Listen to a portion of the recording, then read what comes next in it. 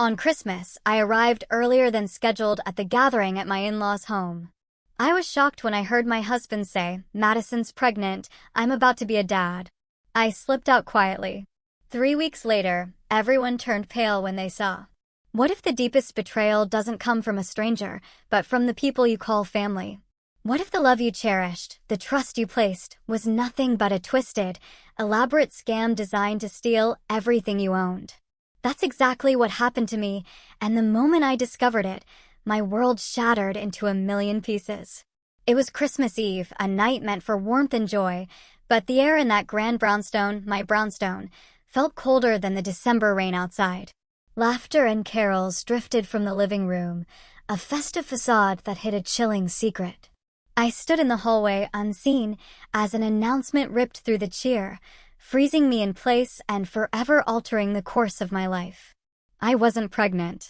No, the woman wrapped in his arm was. Everyone in that room was cheering, celebrating. Everyone knew, except for me. But this wasn't just a betrayal, it was far worse than that. Because in the following weeks, I discovered that my entire life had been a meticulously planned lie. And they had absolutely no idea who they were truly messing with. I used to believe that knowing someone my whole life meant truly knowing them, that a shared history meant trust, and that family was forever. I was wrong about everything. My name is Chloe Hayes. I'm 28, and I'm a project manager at a high-end fintech company in Manhattan. My life, from the outside, looked perfect. A beautiful brownstone, a stable marriage, a fast-track career. People envied me. They thought I had it all, but they had no idea what I'd been through to get there. They didn't know the price I had paid for that apparent stability. My life changed last year on Christmas Eve. That was the night the blindfold finally fell off. The betrayal had been there for years, right under my nose. I simply hadn't been able to see it. Let me rewind a bit. I need you to understand how I arrived at that moment. I've known Daniel Reed, or Dan, since the day I was born. Our parents were close friends, the kind who spent weekends together, took vacations, and celebrated every birthday. My parents, David and Catherine Hayes, were Dan's godparents, and his parents, Eleanor and Richard Reed, whom I affectionately called Aunt Elle and Uncle Rick, were mine. It was the kind of friendship that seemed indestructible, built over decades. We grew up playing in the same parks. We saw each other at weekend barbecues, birthday parties, and holidays. He was a part of my life even before I understood what that meant. But our lives were different, very different. My parents had money. My father was a successful entrepreneur, my mother, a renowned architect. I attended the best private schools in the city. I had piano lessons, ballet, French tutoring. We traveled through Europe on vacation. We lived in a large, historic brownstone on the Upper East Side. Dan, on the other hand, attended public schools. His family lived in a simple house in a middle-class neighborhood of Queens. Uncle Rick worked as a manager at a construction supply store, and Elle was a secretary at a medical practice. They lived comfortably, but without luxuries. At the time, I didn't understand those differences. We were just kids playing together. But looking back now, I can see the signs. The way Aunt Elle looked at my mother's jewelry, how Uncle Rick would make comments about our house, our cars, our trips, always with a smile, always disguised as a joke. But there was something there, a sting of bitterness that I was too young to recognize. When I was 16, my parents were killed in a car accident. It was a rainy October night. They were returning from an anniversary dinner when a truck lost control on the highway. There are no words to describe that time. Even now, 12 years later, a part of me remains paralyzed at the exact moment the police knocked on the door at 2 a.m. After the funeral, Aunt Elle and Uncle Rick moved into my house. They came to live with me, to take care of me, so I wouldn't be alone. I was a minor, an orphan, completely lost. They took me in. They were kind. They made sure to tell me that I would always have a family. At that moment, that saved me, or so I thought. They managed my parents' estate until I turned 21. When I came of legal age, I discovered my parents had left me a considerable portfolio. For condos and the brownstone where we lived, all completely paid off. My parents had invested well. They had planned the future, a future they never got to live with me. Aunt Elle and Uncle Rick helped me with all the paperwork. They explained every detail. They were patient with my questions. When I turned 21 and could technically take charge of everything alone, they asked if they could continue living in the brownstone with me. They said it would be better for everyone if we stayed together. I didn't think twice. They were practically my family. They had cared for me during the worst years of my life. Letting them stay was the least I could do. Generosity, gratitude, naivety. 3 words that perfectly defined who I was back then. Dan and I started dating when I was 21. It felt natural. Everyone expected it. You're perfect for each other, they said. You grew up together. It's like destiny. He was attentive, affectionate. He seemed to understand me. He knew my history, my pain, my fears, or so I believed. 2 years later, we married. Aunt Elle helped me organize everything. We chose the dress together. She came with me to fittings. She gave her opinion on the flowers, the decor, the invitations. Your mother would love being here doing this with you, she told me several times, tears in her eyes, and I believed she genuinely missed my mother, that she was filling that role out of love. On the wedding day, Uncle Rick walked me down the aisle. He took my arm, looked at me with that fatherly smile, and said, "Your father would be so proud of you today." I cried. I thought it was beautiful. I thought it was family love, and I allowed it because I trusted them, because I believed it was real love. Dan and I moved into one of the condos I had inherited. Dan said he wanted us to build our life together and that we didn't need the big house. At first, it made sense. I worked a lot. I was focused on my career. He had started working as a trader, operating from home, investing in stocks and crypto. At least, that's what I believed he did. The other 3 condos were rented out. Dan offered to handle everything. You already work so much. Let me manage the properties. That way, you can focus on your career, and I'll handle this side of things. It seemed like a fair arrangement. He sent me monthly reports. He said he was reinvesting the profits, multiplying our wealth. I never questioned him. I trusted him completely. After all, why would I distrust him? He was my husband. He had grown up with me. His parents were my godparents. They lived in my house. We were family. 2 weeks before Christmas, Dan came home with a document. It was a power of attorney prepared by an attorney who worked with his family. "It's just to make things easier, honey," he explained, smiling in that way that always reassured me. That way, I can renew rental contracts without having to bother you at work, handle bank matters, property registration issues. You'll be free to focus only on your job. I took the document and skimmed it quickly. Legal jargon always gave me a headache. "I'll read it carefully later," I replied. I saw something flash across his face. It was fast, almost imperceptible. A clench of his jaw, a different glint in his eyes. But he quickly smiled again. "Sure, no problem. Whenever you have time." I put the POA in a desk drawer and honestly forgot about it. Work was chaos. The company had a major project to close before the end of the year, and I was coordinating the entire team. The company Christmas party was scheduled for the afternoon of December 24th. It started at 6 p.m., and I had agreed with Dan that I would leave around 10 p.m. to head to his parents' place for the traditional family Christmas Eve dinner. It was always like that. Every Christmas Eve, the brownstone that had belonged to my parents was filled with Dan's relatives, his parents' friends, people I barely knew. I always went. I always smiled. I always appreciated being included because I still believed I was lucky to have this family. That night, the company party was a little dull. Repetitive conversations, music too loud, drunk people discussing New Year's resolutions. Around 8 p.m., I decided to leave early and surprise Dan. Arrive before planned, help with the final preparations. I drove toward the brownstone, listening to Christmas carols on the radio. It was cold with a light drizzle falling. The streets were decorated with lights blinking in every window, that atmosphere of forced happiness that Christmas always brings. When I parked in front of the house, I realized it was packed. Cars everywhere, lights on in every room, music and laughter spilling onto the street. The party was already in full swing. I walked in the front door without knocking. I hung my coat in the foyer and headed toward the living room. The voices grew louder as I approached. I guess there were about 20 people laughing, celebrating.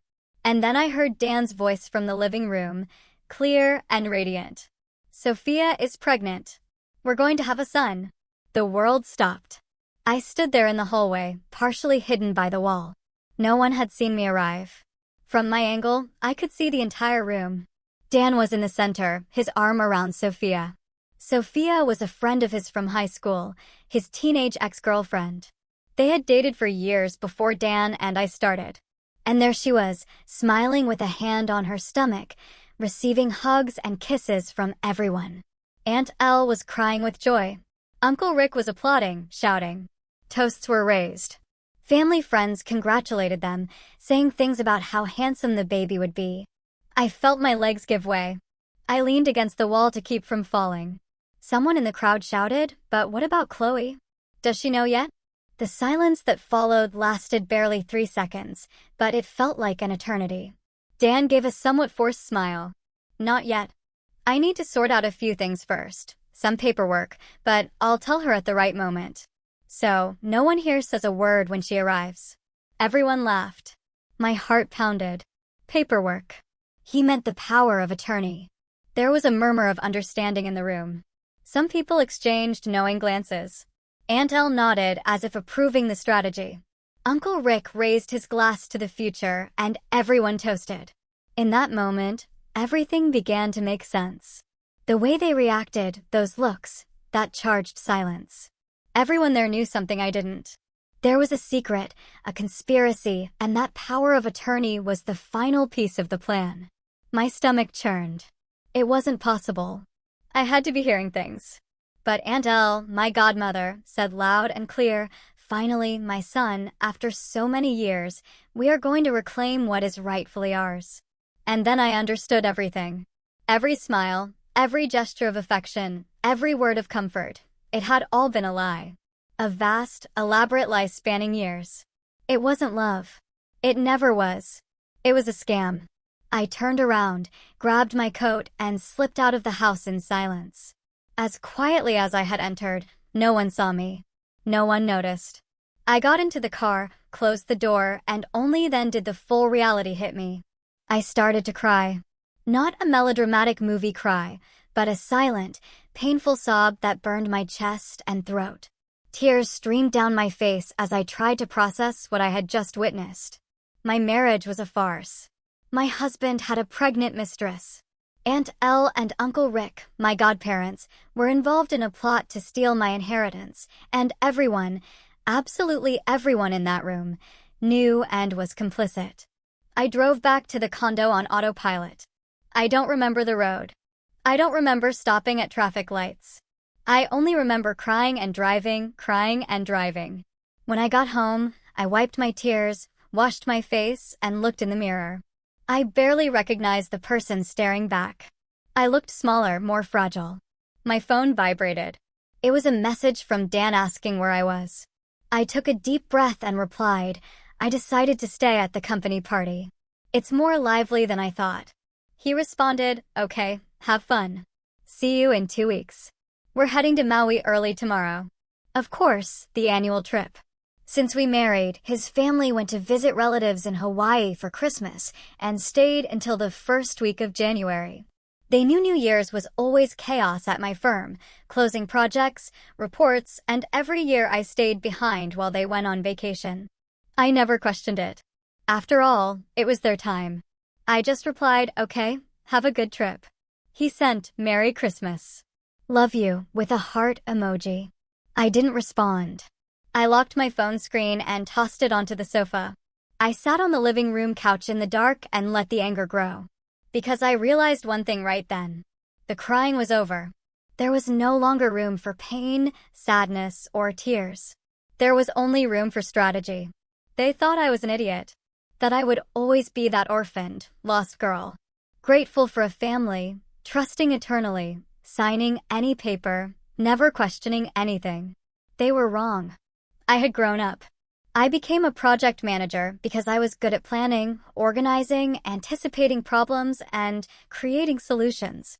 I coordinated teams, managed crises, and made tough decisions every day. And at that moment, sitting in the darkness of my living room, I made the most important decision of my life. They wanted to play? We would play. But this time, by my rules. I stayed up all night. I didn't sleep. I just sat there planning. First, I made a mental list of everything I knew. Dan was cheating on me with his ex, Sophia. Sophia was pregnant. His entire family and friends knew and supported it. The power of attorney was the final piece of a plan to transfer my assets to his family. I hadn't signed anything yet. This last point was crucial. I still had control of everything. I was still the owner of my properties, my accounts. Dan had no legal power over anything. As long as I didn't sign that document, he couldn't do anything. I spent Christmas planning, thinking through every detail, every move I would need to make. I made mental lists, drafted strategies, anticipated problems. This is how I worked as a project manager, and this is how I was going to handle this, too. The next day, December 26th, I would put it all into practice. When the sun rose, I knew exactly what my first step would be. At 9 a.m., I called the lawyer who had handled my parents' affairs. He had always told me that if I ever needed anything, I only had to reach out. Mr. Albright, this is Chloe Hayes, David and Catherine Sterling's daughter. I urgently need to speak with you. He must have detected something in my voice because he didn't ask questions. He just said, "Come to my office." I showered, dressed, gathered all the property documents I had, the power of attorney Dan had given me, and drove downtown. Mr. Albright's office was in an old brick building in the financial district. I had walked those stairs since I was a child, always accompanied by my father. It was a place that smelled of old paper and strong coffee. He greeted me with a hug. He was a man in his 70s, with completely white hair and reading glasses hanging around his neck. He had been my father's attorney for over 20 years. "Sit down, Chloe. Tell me what happened." I told him everything. The announcement at the party, the POA, the suspicion about the asset transfer. I spoke nonstop for almost 40 minutes. He listened in silence, taking notes, frowning at certain points. When I finished, he took off his glasses and rubbed his eyes. "Chloe, I need to tell you something." My heart pounded. "What is it?" "Your father and Richard were partners in a business many years ago, an import company. It did very well at first, but then it hit a rough patch. Richard wanted to retire and sell his share. Your father bought him out for a fair price. He assumed all the risk. Richard took the money and left." He paused, taking a sip of coffee. 2 years later, your father managed to turn the situation around. The company grew exponentially. That's how your family became wealthy, but I don't think Richard ever got over it. Your father told me this story years ago. By his account, Richard had accepted it well at the time. The families remained friends. The children grew up together. But now, seeing what's happening, I believe there was always resentment. Richard and Eleanor probably always looked at your family's life with bitterness. The class difference became very evident over the years, didn't it? You had everything and they struggled financially. And when your parents died, you were a vulnerable teenager with a considerable inheritance. To resentful people, it must have looked like an opportunity. He looked at me seriously. Looking back now, with everything you've told me, it's clear that friendship always had a fragile foundation. The resentment over the business sale was likely never truly overcome, and you, Chloe, became the perfect target. I felt as if a bucket of cold water had been thrown over me. So that was it. The resentment had always been there, hidden, and I never saw it. Nobody saw it, he clarified. Your father certainly didn't suspect anything, or he would have taken precautions. I closed my eyes. My parents never imagined that friendship concealed so much envy, so much greed. And now I was paying the price for the naivety of all of us. And this power of attorney? I asked, pushing the document across the table. Mr. Albright put on his glasses and read it carefully. It took him nearly 15 minutes. He flipped pages, reread sections, made annotations. Finally, he placed the paper on the table and looked at me gravely.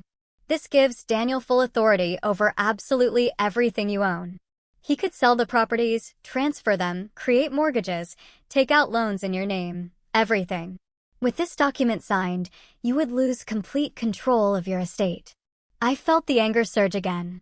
And if I had already signed it, it would be very difficult to reverse.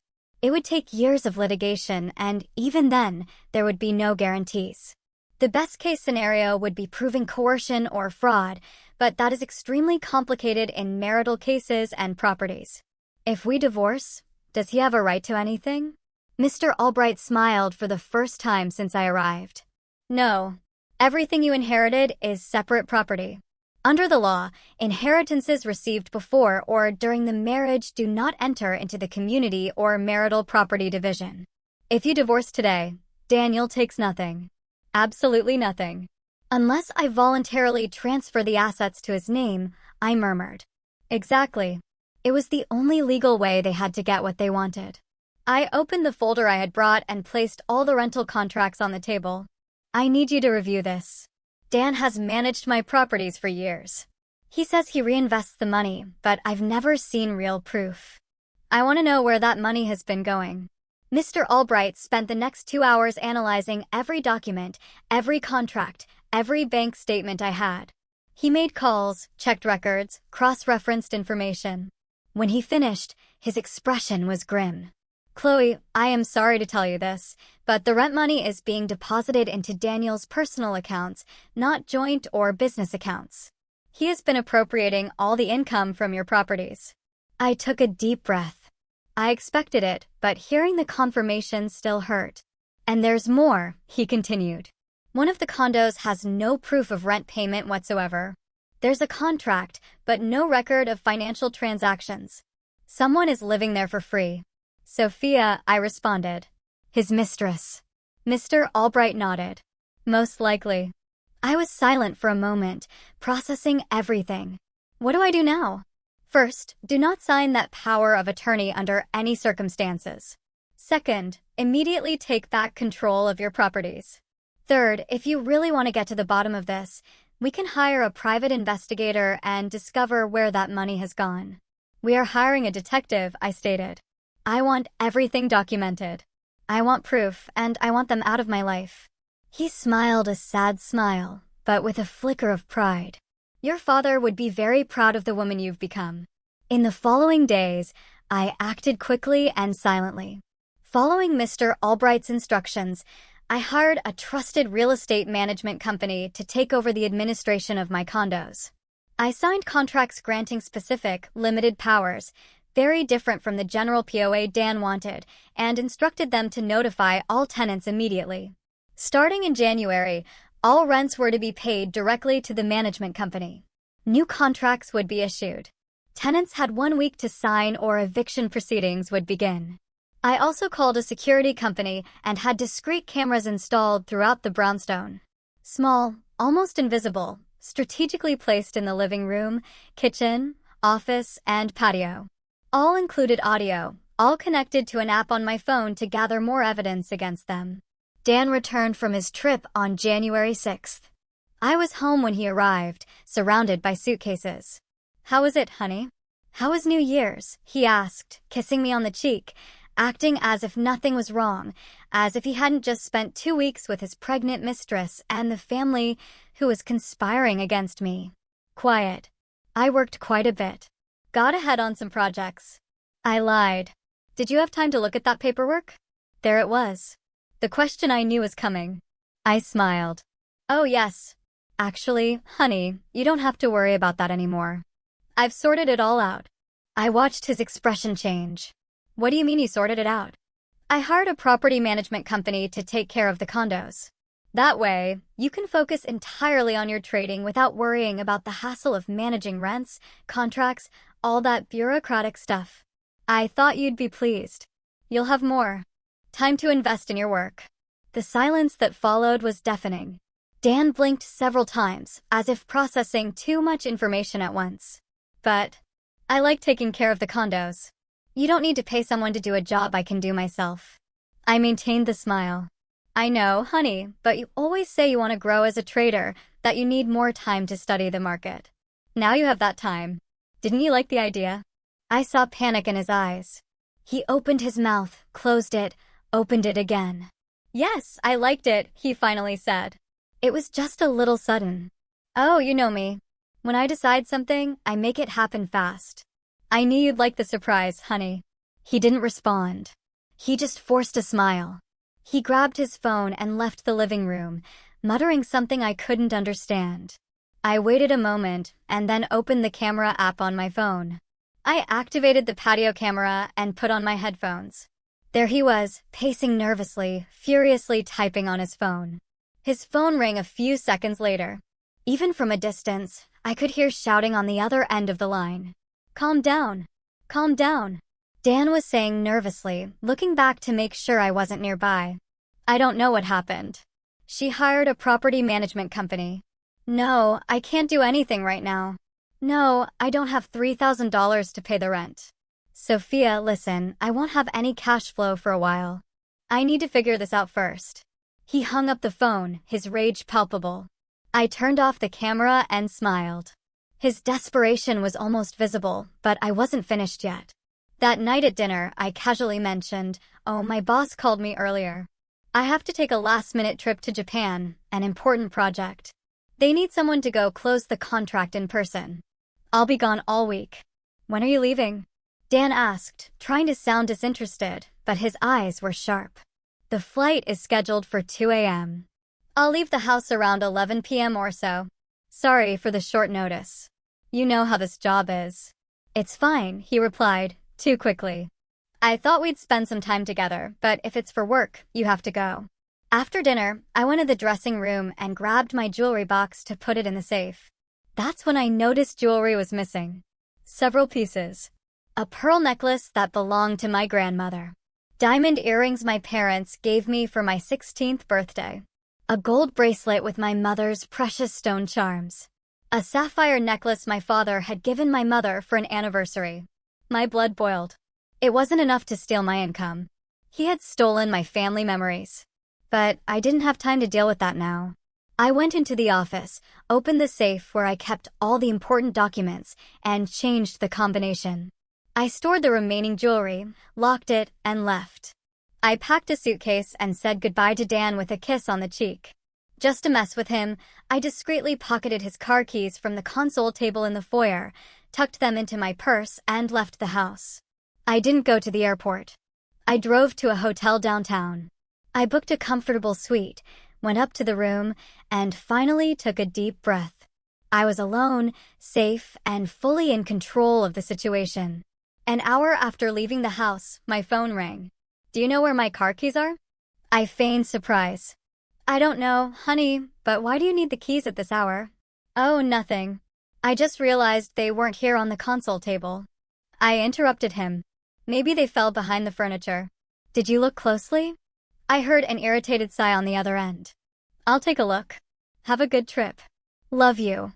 I hung up and immediately opened the camera app. The sight of Dan ransacking the entire house, searching for the keys tucked away in my purse, was almost comical. He looked under the sofa, rummaged through drawers, even crouched to look beneath the furniture. After 15 minutes of frustrating searching, he grabbed his phone, typed something quickly, and collapsed onto the living room sofa with the expression of someone who just realized he has completely lost control. I smiled alone in the hotel room, but the night wasn't over yet. Half an hour later, my phone notified me that someone was at the front door. I activated the camera and saw 3 people entering the brownstone: Uncle Rick, Aunt Elle, and Sophia. They sat down at the kitchen table. Dan looked destroyed, his shoulders slumped, his face pale. Aunt Elle was visibly irritated, her arms crossed, her expression hard. Uncle Rick drummed his fingers on the table, impatient. I turned the audio volume to max and put on my headphones. "Explain exactly what is going on," Aunt Elle demanded, her voice cutting. Dan ran a tired hand over his face. "She hired a property management company to run the condos. All the tenants received notice. Starting this month, rent goes straight to the management company. New contracts, everything official. I no longer have access to anything." "And Sophia's condo?" Uncle Rick asked. "She received notice too. New contract in a week or eviction." Sophia placed a protective hand over her belly. Dan, I don't have money to pay the rent. You know that. I know, Dan replied in a defeated voice. You'll have to stay with my parents for now until I sort this situation out. Sort it out? How? Uncle Rick practically spat. You've lost control of everything. Years of planning, years taking care of that girl, and you let it slip away at the last minute. I didn't let it slip away, Dan countered, raising his voice. She suddenly got smart. She never questioned anything in 5 years of marriage. And out of nowhere, she decides to hire a management company. Because you rushed her with that stupid power of attorney. Aunt Elle shouted, pointing a finger at him. You should have waited longer, earned more of her trust. More trust? I've known her since birth. If that's not enough trust, I don't know what is. Clearly, it wasn't, Uncle Rick muttered. There was a tense silence. Sophia nervously fiddled with the necklace she was wearing, my sapphire necklace, rubbing the pendant between her fingers. So, now what? She asked in a weak voice. What do we do, Dan? He sighed. I'm going to try to convince her to sign the POA. It's the only way to reverse this. With the power, I can undo the contract with the management company, regain control. But what are you going to say to make her sign? Uncle Rick asked. I don't know. I need to talk to her when she gets back from Japan. Aunt Elle leaned forward, her hands on the table. Dan, listen to me closely. We did not take care of that child all these years just to end up with nothing. Do you? I didn't endure that brat crying about her dead parents for free. Your father and I didn't make such a sacrifice just for it to go wrong now. My stomach turned. The way she spoke about me, as if I were a burden, an investment that had to yield profit. I know, Mom, Dan said tiredly. You know, do you really know? Uncle Rick joined his wife. That company should have been ours too. Half of that money, half of those condos, it should all be ours. But her father got greedy and bought my share when the company was doing badly. He kept all the profits when it improved, and then died, leaving everything to that spoiled kid. Aunt Elle shifted in her chair and continued. She grew up in the best schools. She had everything she wanted. She never worked a hard day in her life. Meanwhile, we were busting our backsides. Your father at that miserable store. Me at that clinic watching them from afar with that luxury life that should have been ours too. Uncle Rick nodded. Exactly. That's why when they died, it was our opportunity, our chance to correct that injustice.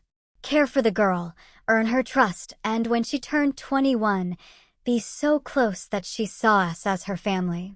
And it worked. She let us live in her house. She trusted you to manage the condos. She married you. Everything was perfect until you messed it all up. Aunt Elle finished, looking at Dan with contempt. I didn't mess anything up. Dan slammed the table.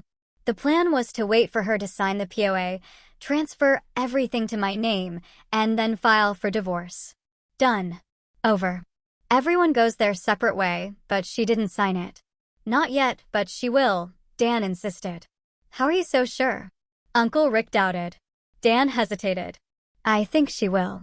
I'll find a way. She trusts me. She trusted you, and Elle corrected. After this property management company stunt, I don't know. She seems suspicious. They fell silent for a few moments. I remained in the hotel room, heart racing, recording every second of that conversation. What about us? Sophia asked. You said you don't have the rent money anymore. How are you going to support me? Support the baby? Dan ran his hand through his hair, frustrated. I don't know, Sophia. I don't know. The money I had saved was used for the trip, and the rest I lost gambling. You lost it. Aunt Elle almost screamed. Dan, you promised you would quit. I didn't know I would be cut off from the rents this month. If I had known, I wouldn't have gambled everything. You're an idiotic boy, Uncle Rick said bluntly. A fool. And now, how are we going to pay the bills this month? I'll fix it, Dan insisted. But his voice lacked conviction. Sophia started crying. You promised I wouldn't have to worry about money. I quit my job. I fought with my parents. I left home. You promised you would take care of me. That we would have a good life, that the baby would have everything. And now you tell me you have no money, that you gambled it all away. Sophia, please. No. She stood up from the chair. I can't believe I was so stupid. All these years being the other woman, hiding, waiting, and for what? To end up pregnant, homeless, dependent on your parents' charity. Calm down, Sophia, Aunt Elle said, without much sympathy. We'll solve this. And when we get the money, everyone benefits. You, the baby, everyone. But you have to be patient. Patient?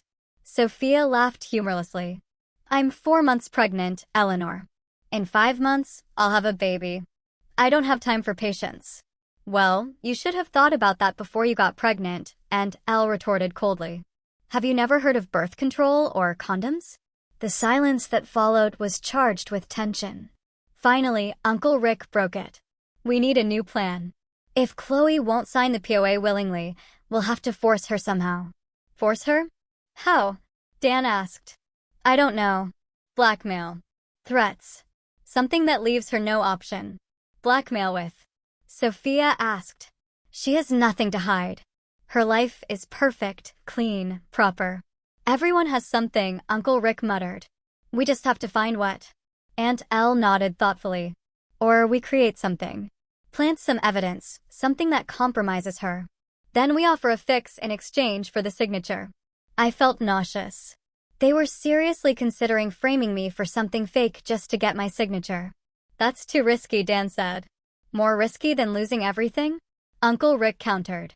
They spent a few more minutes discussing possibilities, each more absurd than the last. Finally, they decided to think it over and meet again in a few days. When they finally left, it was nearly 3 a.m. I turned off the camera, my hands shaking. This wasn't just a financial scam. It wasn't just infidelity. It was a conspiracy spanning over a decade, since my parents' death, perhaps even before. They had planned everything. Every gesture of affection, every word of comfort, every family moment, it had all been calculated, measured, executed with precision, and I had believed it all. When 7 a.m. arrived, I picked up the phone and called Mr. Albright. He answered on the third ring, sleepy voice. But he became alert when he recognized my voice. Chloe, what happened? I have everything recorded, I said, my voice steady despite the tremor in my hands. The full confession. They admitted the marriage was a scam from the beginning. That they cared for me only to access the inheritance, and that now they are planning to blackmail or frame me to force me to sign the power of attorney. There was a silence on the other end. Are you safe? Yes. I'm in a hotel. They don't know where I am. Send me the recordings right now and come to my office this afternoon. We're going to end this once and for all. At 2 p.m., I was in Mr. Albright's office. He had already viewed the main recordings. His face was serious, his jaw tight. Chloe, this is much worse than we imagined, he began, opening a thick folder on the table. But it's also much better for your case. How so? The detective I hired finished his investigation. We have concrete proof of everything. He turned his laptop toward me. Rents diverted to Daniel's personal account for 5 years. Bank statements showing excessive spending on online betting, casinos, gambling websites. Daniel is a severe gambling addict. My stomach churned, but it wasn't a surprise. I had discovered that last night. There's more, he continued, opening another tab. The trips to Maui were all a lie. The detective obtained flight and hotel booking records in their names. Every year, the 4 of them went to a luxury resort. Daniel, Sophia, Uncle Rick, and Aunt Elle. Airline tickets, 5-star hotels, all paid with credit cards linked to the account where your rental income was deposited. He showed me the documents, reservation confirmations, credit card statements, plane tickets, all in their names, all paid with my money. The dates matched perfectly between December 25th and January 6th for the last 5 years. While I stayed in Manhattan working, believing they were visiting relatives in Hawaii, they were partying with my money. What do we do now? I asked. He leaned back in his chair with a smile that didn't reach his eyes. Now we legally destroy them. Immediate divorce on grounds of adultery and fraud. With this evidence, Daniel gets not a penny. We evict Richard and Eleanor from your brownstone. We file a civil suit for misappropriation for all the diverted money, a theft charge for the jewelry, and we can even consider the criminal avenue. Let's do it, I replied without hesitation. Excellent. I will start preparing all the documentation. Everything will be ready to file with the court tomorrow morning. I spent 3 days in the hotel monitoring every movement through the cameras. Daniel and Sophia were growing increasingly comfortable in my condo. She had practically moved in. Her things scattered around the house. They behaved like a couple in every corner. The living room, the kitchen, my bedroom, every space profaned by their betrayal. On the 3rd day's afternoon, watching another deplorable scene through the living room camera, I had an idea. I already had all the evidence I needed, but there was one thing I wanted to see in person. Something that had to happen to make my plan even better. I needed to catch Dan red-handed, and I needed Aunt Elle and Uncle Rick to find out from me. I waited for the right moment. On my phone screen, I saw Dan and Sophia settle onto the living room sofa, drinking wine, laughing at something on his phone. They were completely relaxed. Perfect. I grabbed my keys and left the hotel. My condo was 10 minutes away. Throughout the drive, my heart beat fast, not from nervousness, but from a strange mix of rage and anticipated satisfaction. I parked in the building's garage. I took the elevator up. I walked down the hall to my door. I took a deep breath. I glanced one last time at my phone to ensure the moment was right, and I opened the door. The scene I found was exactly what I expected. But still, seeing it in person was different from watching it through a screen. Daniel and Sophia were on the sofa. She was sitting on his lap, wearing one of my silk nightgowns. They were kissing, his hands tracing her body with the familiarity of someone who had been doing it for years. The sound of the door opening made them separate immediately. Daniel turned his head and went white. Literally white. All the blood drained from his face in 2 seconds. "Chloe," he yelled, pushing Sophia aside and jumping up. "You. Japan, you shouldn't be." Sophia covered herself with a blanket, her eyes wide with panic. I stood in the doorway, observing both of them. I didn't say anything. I just watched. "Chloe, please let me explain," Daniel began, taking steps toward me. "This isn't what it looks like." She needed a place to stay. I want a divorce. I cut him off. My voice came out firmer and calmer than I expected. He stopped, blinking several times. "What divorce? You cheated on me in my condo with your ex-girlfriend. Of course, I want a divorce." I watched the panic in his eyes be replaced by something more calculated. He was thinking, processing, trying to find an angle. "Chloe, let's talk calmly," he began, switching his strategy to a softer voice. "You're angry. I get it, but there is nothing to talk about. I want you both out of my condo now." Sophia stood up, still clutching the blanket. "I'm so sorry, Chloe." "Shut up," I said without looking at her. "You owe me no apology. You owe me nothing. Just get out of my house." Dan took a step forward, and for the first time, I saw something dangerous in his eyes, an arrogance he had always hidden well. "You won't be able to prove infidelity," he said in a low but firm voice. "And even if you do, you'll have to pay me alimony and give me half your assets, including this condo. Good luck with a divorce, Chloe." I smiled. I couldn't help it. A small, genuine smile. "We'll see," I simply replied, and I left. I heard Dan calling after me in the hall, but I didn't look back. I got into the elevator, the doors closed, and finally, I let the smile widen. He really thought I had no proof. That I had stumbled upon it by chance just now. That I was stupid enough not to know that inheritance is separate property. Back in the car, I grabbed my phone and dialed Aunt Elle's number.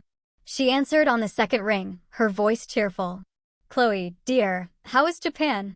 I let my voice tremble as if I were crying. "Aunt Elle, I came back early and I caught Dan with another woman." Silence on the other end. "What?" she finally said. And by the tone, I knew the surprise was genuine. "How?" "With another woman." "Where?" "In our condo," I replied, putting all the pain I could muster into my voice. "She was there. They were together and she's pregnant." "Oh my God," Aunt Elle murmured. I heard her take a deep breath. "I don't know what to do," I continued, letting my voice crack. "How could he do this to me?" "Chloe, honey, where are you?" Aunt Elle asked. And there was something in her voice. Concern or calculation. "I'm in the car in the building garage. I can't go back into that condo." Not now. Come here. Come home. We'll talk. We'll fix this. I didn't answer immediately. I have to call a lawyer. I'm filing for divorce. Chloe, you don't have to be so drastic. Let's talk. Maybe. He cheated on me and Elle. I cut her off, putting firmness in my voice. In our condo. There is no conversation that fixes this. You're right, she said after a moment. You're absolutely right. Leave it to me. I'm going to talk to him. That boy is going to hear it.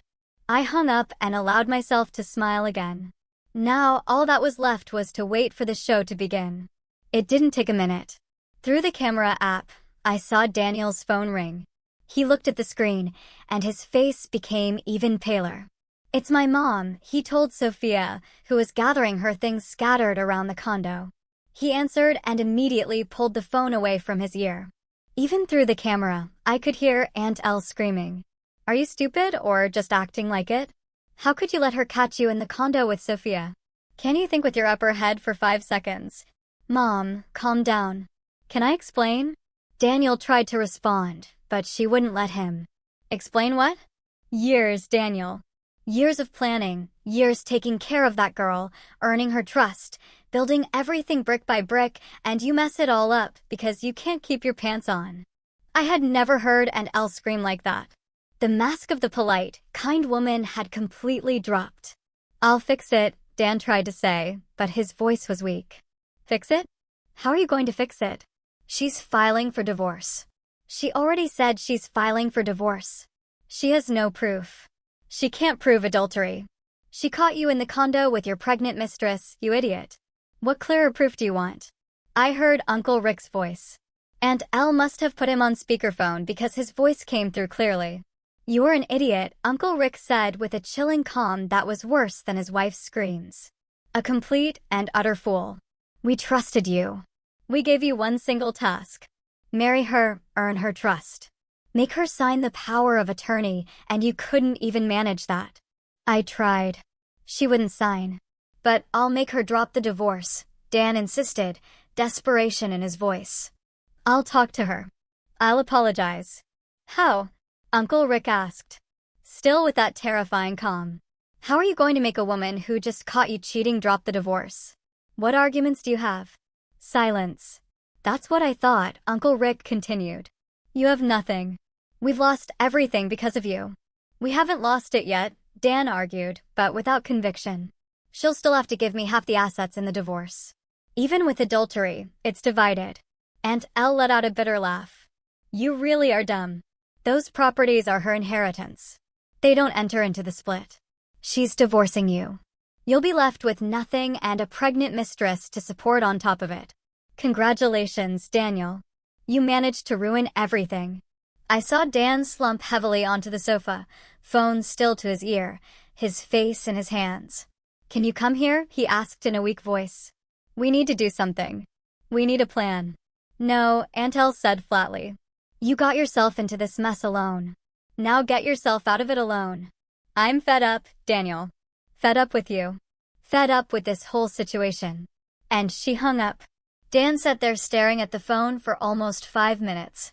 Sophia tried to approach, but he pushed her away. You need to leave, he told her coldly. Sophia, now. And don't come back. But Dan, I have nowhere to go. That is not my problem now, he shouted, standing up. Go to your parents. Go wherever you want, but get out of here. I watched Sophia start crying, hurriedly gathering her things, almost running out of the condo. Dan was left alone in the living room, pacing back and forth, picking up his phone, typing something, deleting it, typing again. He was sending me messages. I saw the notifications pop up on my phone. Chloe, please let me explain. It was a mistake, a moment of weakness. I felt lonely. You've been gone a lot. I love you. I've always loved you. Can we fix this, please? I deleted all the messages without responding. I turned off the cameras and leaned back in the car seat. Phase 1 complete. Now, all that was left was to wait for tomorrow. The next morning, I woke up early. I had already asked Mr. Albright to prepare everything for delivery that day. Promptly at 8 a.m., 2 court officers split up. One went to the brownstone where Uncle Rick and Aunt Elle lived. The other went to my condo where Dan was. I was in Mr. Albright's office when my phone rang. It was Aunt Elle. I answered. "Chloe," she screamed. There was panic in her voice now. None of the contained rage from yesterday. Pure panic. "What is this? An eviction notice? You're kicking us out." "Yes," I replied simply. "But why? What have we done?" "Try to talk this out, Chloe, please. You can't do this. We have nowhere to go. We're old. We don't have money for—" "That is not my problem." I cut her off, using the exact words Dan had used with Sophia the day before. "But this is because of what Daniel did. We have nothing to do with that." She almost laughed. "Nothing to do with it? Seriously?" "Of course not. We are just as surprised as you are." "That idiotic boy." "Aunt Elle," I interrupted her, my voice turning cold. "I know everything. The trips that weren't to Maui, the diverted rents, the plan you had since my parents' death. I know everything." Absolute silence on the other end. "So yes," I continued. "You have 30 days to get out of my house, and I suggest you use that time to find a good lawyer, because you're going to need one." I hung up before she could respond. 2 minutes later, my phone rang again. "Dan," I answered. "Chloe, is this serious?" he asked. And there was something different in his voice. Fear. Divorce, misappropriation, theft. "You're suing me." "Yes. But why those accusations? You don't have proof of all that, do you?" "Yes, I do." "What proof?" "How?" "Security cameras throughout the condo, Daniel, with audio. Installed days ago. I have the recording of you with Sophia. I have the recording of the meeting in the kitchen where you all confessed the entire plan. I have documents proving the diversion of money, the fake trips, everything." Silence. "You recorded us?" he finally managed to say. "I recorded you, and I've handed it all over to law enforcement." "But that's illegal. You can't record people without their consent." "Yes, I can.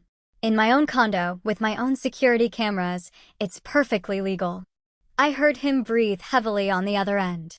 "How much do you want?" he finally asked. "How much do you want to forget everything, to drop the lawsuits? $10,000? $20,000? How much?" This time I genuinely laughed. "Daniel, do you really think I want money? I have money. What I want is justice and my assets back." "Your assets were never not yours." "No. And the $280,000 you diverted from the rents over 5 years. And my jewelry you stole and gave to your mistress. And the years of lies. I'll give it all back to you with interest. Just drop the lawsuits. You have nowhere to sleep. How do you think you're going to give it back to me with interest?" "Chloe, please. This will destroy me. It will destroy my parents. All of us. You should have thought about that before. Are you doing this for revenge because I cheated on you?" I already apologized. "No, Daniel. I'm doing this because you spent over a decade planning a scam against me. Because you exploited my parents' death. You exploited my vulnerability, my trust. Because you are exactly the kind of person who deserves to pay for their crimes." "Crimes?" "I just made bad decisions with our money. It's the risk of the business. You diverted money. You falsified contracts. You stole jewelry. You committed fraud. Those are felonies, Daniel. And you will answer for them." I heard him start to cry on the other end. Not that manipulative crying he would probably use if we were face to face. It was a cry of genuine desperation. "Please," he begged. "I'm going to lose everything. I'll have nothing." "Welcome to the club," I replied coldly. "You are going to leave me with nothing, too. The difference is that I was smarter and discovered it first." I heard him swallow on the other end. "My parents," he began, but his voice failed him. "My parents are going to kill me. They're going to kill me for letting this happen. That is not my problem. Don't you understand?" His voice became desperate. "They're going to blame me for everything. They'll say I messed up their plan, that I was stupid, careless, and weren't you?" I cut him off. "You were stupid and careless. You let yourself get caught with your mistress. I didn't know you would come back early. I'm not just talking about that day, Daniel. I'm also talking about Christmas Eve when you announced Sophia's pregnancy to the entire room. When your parents talked about finally getting the properties they believed they were entitled to, when everyone toasted the future." Absolute silence on the other end. "You were there." His voice was a thread. Yes. I also arrived early from the company party. I heard everything. I saw everything, and I left before anyone noticed. But you sent me a message later saying you were at the company party. Because I needed time, Daniel. Time to process, time to plan, time to gather evidence. You thought I would be eternally stupid, eternally grateful, eternally blind. And I let you believe it while I prepared. Another silence, longer, heavier. So since Christmas, he murmured, as if processing it. You knew since Christmas. The trip to Japan, the cameras, it was all planned. Yes, but you destroyed yourselves. I'm just making sure you pay the consequences. And I hung up. I looked at Mr. Albright, who had followed the entire conversation. How do you feel? He asked. I thought for a moment. Free? I finally replied. I feel free. He smiled. Your father would be proud. It took 2 months for everything to resolve. The divorce was fast because Daniel had no way to fight. With all the evidence, his lawyer practically begged him to sign everything without opposing it. It's the only way out, I heard the guy say in the courthouse hallway. I watched Daniel sign the papers. His hand trembled so much the pen nearly fell. He couldn't look me in the eye even once. I left there officially divorced. Officially the owner of everything that was always mine. The judgment for misappropriation came shortly after. $280,000 to be repaid. Aside from the jewelry, the judge determined a 30% wage garnishment. Only Daniel had never had a real salary. He had never truly worked in his life. I suggest the defendant get a real job. The prosecutor almost laughed. And that's what happened. A few weeks later, Mr. Albright told me that Daniel had finally found a job, a server at a coffee shop in Queens. For the first time in his adult life, he was genuinely working, waking up early, wearing a uniform, serving customers, cleaning tables. The same guy who spent his days pretending to study charts in front of the computer, who lectured me about strategic investments, was now finally doing something productive. Uncle Rick and Aunt Elle had 30 days to leave the brownstone. On the last day, I went to conduct the inspection with the court officer. I expected it to be messy. I did not expect complete vandalism. Broken furniture, holes in the walls, spray-painted insults, shattered mirrors on the floor. They had destroyed everything they could before leaving. Uncle Rick was waiting for me at the door, glaring, satisfied. Of course not. And this damage? We have nowhere to go. Aunt Elle appeared behind him, crying. We're old. We have no money. You took everything from us. I took back what was always mine. You are the ones who spent years pretending it was yours. Your father robbed us. Uncle Rick took a step toward me, but the officers stepped in between us. My father bought your share. You chose to cash out. It wasn't his fault you gave up too soon, and it's certainly not mine. You'll regret this, Aunt Elle hissed. I won't, I said. But you will. Every single day. I turned around and walked away. I had the entire brownstone renovated. It took over a month, but it looked beautiful. I sold it in 2 weeks to a couple with 2 young children.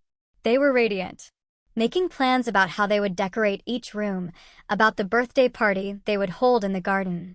I hope they are happy there. That house deserved good stories. I also sold the condo where I lived with Daniel. I didn't even go back inside. I couldn't have.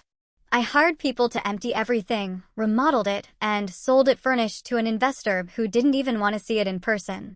Of the 5 properties I inherited, I kept only the 3 condos that had always been rented. I left everything in the hands of the management company. The monthly rent was more than enough for me to live well, and I had the sale money invested. Through mutual friends, I kept getting updates. Daniel and Sophia broke up. She never forgave him for kicking her out that night, pregnant and with nowhere to go. The humiliation, the desperation, the coldness with which he threw her out, all of that killed whatever existed between them. Sophia made peace with her parents and moved back home. They welcomed her with open arms, happy to have their daughter and the grandchild on the way, even under the difficult circumstances. Daniel, on the other hand, was completely alone.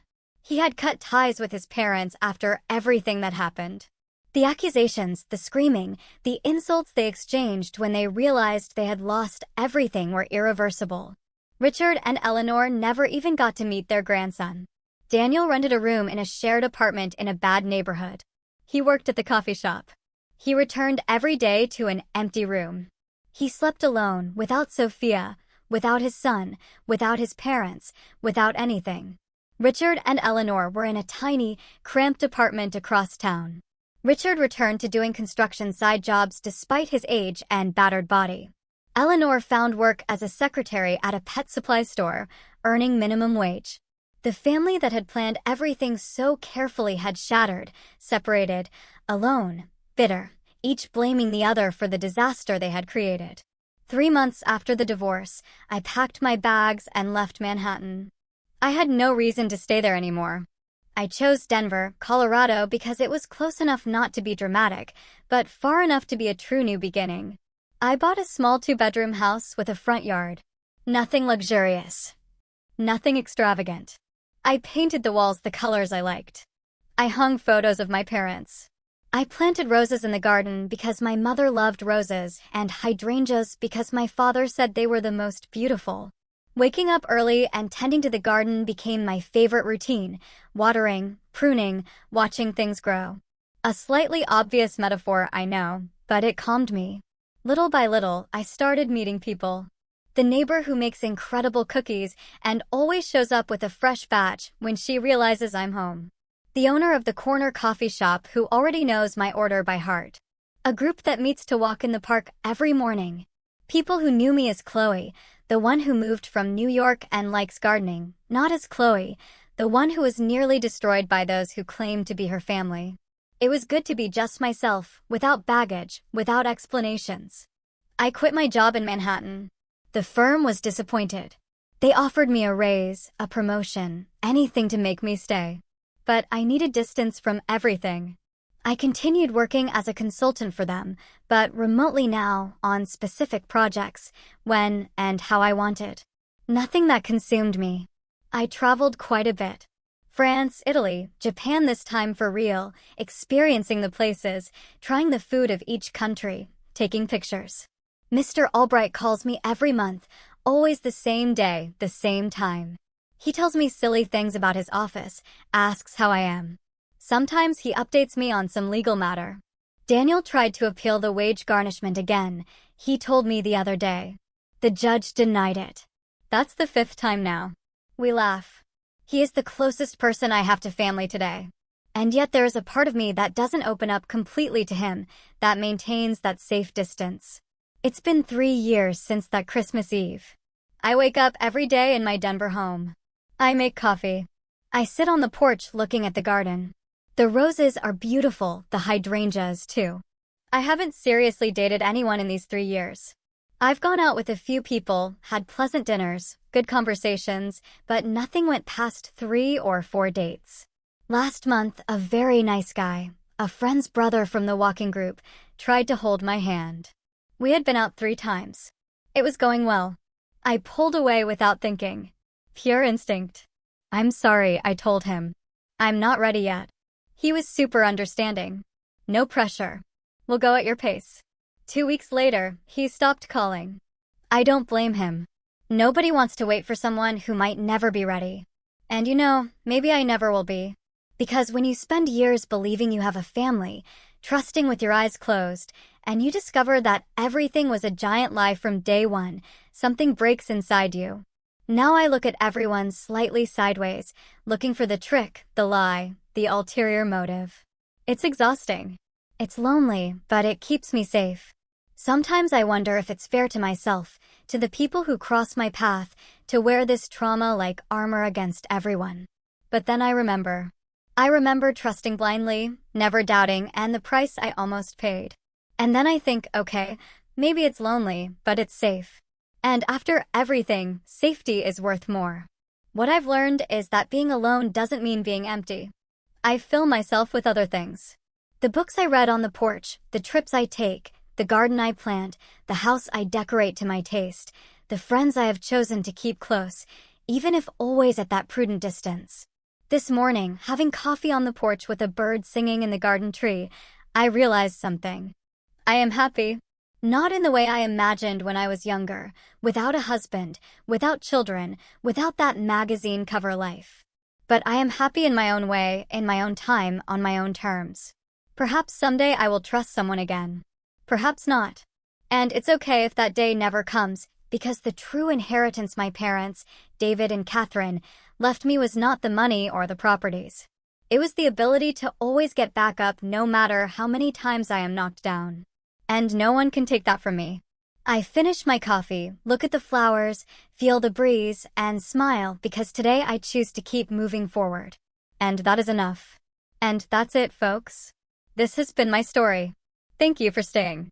If this story resonated with you in any way, please drop a like below. I'm still trying to navigate this new chapter of my life, but I'd love to hear your thoughts. If you've ever had to cut ties with toxic family, what was your turning point? Let me know in the comments. That helps the channel grow and reach more people who need to hear stories like this. Subscribe if you haven't already.